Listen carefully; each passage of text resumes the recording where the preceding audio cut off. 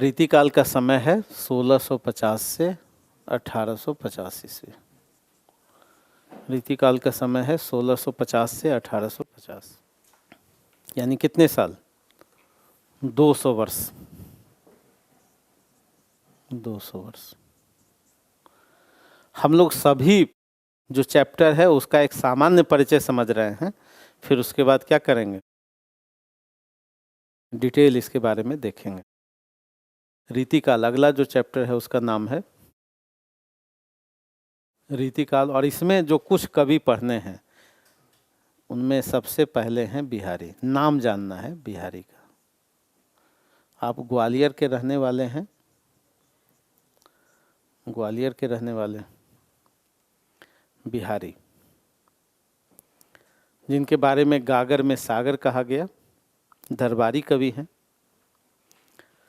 और यही एक नाम है, बाकी कुछ और नाम जानने हैं। उनका नाम है केशवदास और घनानंद।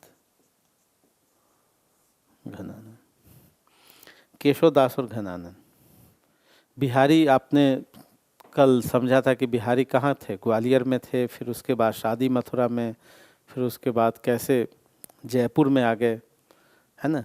केशवदास भी, केशवदास और तुलसीदास दोनों समकालीन थे, एक ही समय के लोग हैं, और दोनों ने राम पर लिखा है। इन दोनों ने किस पर लिखा है? राम पर। तुलसीदास आप जानते हैं कि भक्ति काल के हैं, केशवदास कहाँ हैं? रीतिकाल में। और दोनों ने किस पर लिखा है? राम पर लिखा है। तो दोनों के राम में अंतर है, एक ही समय की रचना है लगभग, लेकिन केशवदास दरबारी कवि हैं और तुलसीदास स्वच्छंद हैं, किसी दरबार में नहीं रहते, स्वतंत्र हैं, और अपने आप कह सकते हैं कि काफ़ी पढ़े हुए हैं। तुलसीदास निगम आगम सब जानते हैं, और जानते हुए भी कहते हैं कि कवि न हो नहीं चतुर कहाऊँ, मैं कवि हो के बहुत चतुर नहीं कहलाना चाहता। मति अनुरूप राम, अपने मति के अनुरूप हम राम का गुण गाते हैं। तुलसीदास लोकप्रिय हैं। तो केशवदास के बारे में थोड़ी सी जानकारी, डिटेल नहीं पढ़ना है, तुलसीदास के बारे में डिटेल पढ़ना है। ठीक उसी तरह से एक व्यक्ति हैं घनानंद, ये भी दरबार में थे, और इनकी कहानी बहुत इंटरेस्टिंग है। इसलिए कहा जाता है वियोगी होगा पहला कवि। सुना होगा पंत की पंक्ति, वियोगी होगा पहला कवि, आह से उपजा होगा गान, निकलकर आँखों से चुपचाप बही होगी कविता अनजान। तो घनानंद भी क्या हो गए? बड़े कवि हो गए, और कविता के क्षेत्र में। लेकिन कविता इनकी हमेशा किसकी रही? संयोग की या वियोग की?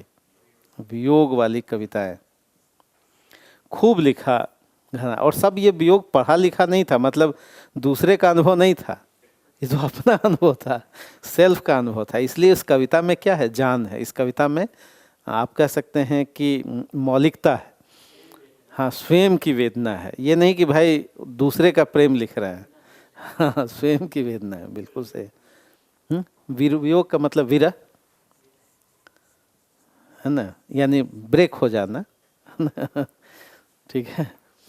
तो ये जो कविता लिखी गई, तुम कौन धो पाटी पढ़े हो लला, मन देहूँ पर लेहूँ छटाक नहीं, हाँ, और भी बहुत सारी कविताएं लिखी है ना।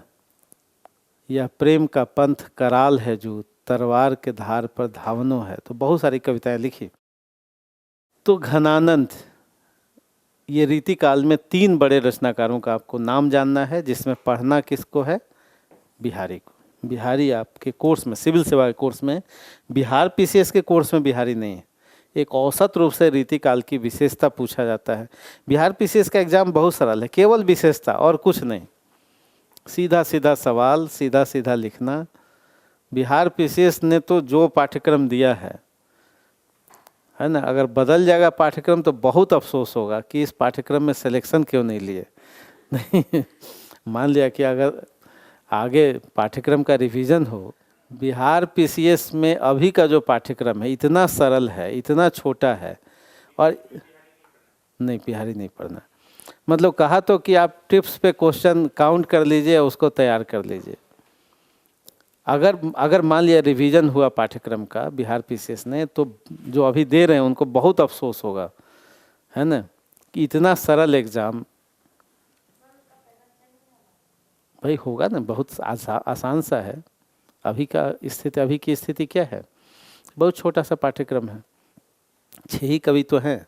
90 के दशक में यही पाठ्यक्रम सिविल सेवा का था, तो 2000 में यूपीएससी ने अपना पाठ्यक्रम बदला और हिंदी का पाठ्यक्रम क्या हो गया, बड़ा हो गया, 6 की जगह पर 12 कवि हो गए। लेकिन अभी तक बिहार पीसीएस ने 80-90 के दशक वाला, अभी 2022 चल रहा है, अब 20वीं सदी का पाठ्यक्रम 21वीं सदी में भी बिहार। और इस बार किया क्या है, मतलब 2 साल से कि भाई एक ही पेपर होगा, नहीं एक ही पेपर होगा, उसमें व्याख्या पढ़िए भी नहीं तब भी आपका काम चल जाएगा। तो इतना आसान तो हो ही नहीं सकता। तो बिहार पीसीएस ने काफ़ी क्या कर दिया, आसान कर दिया।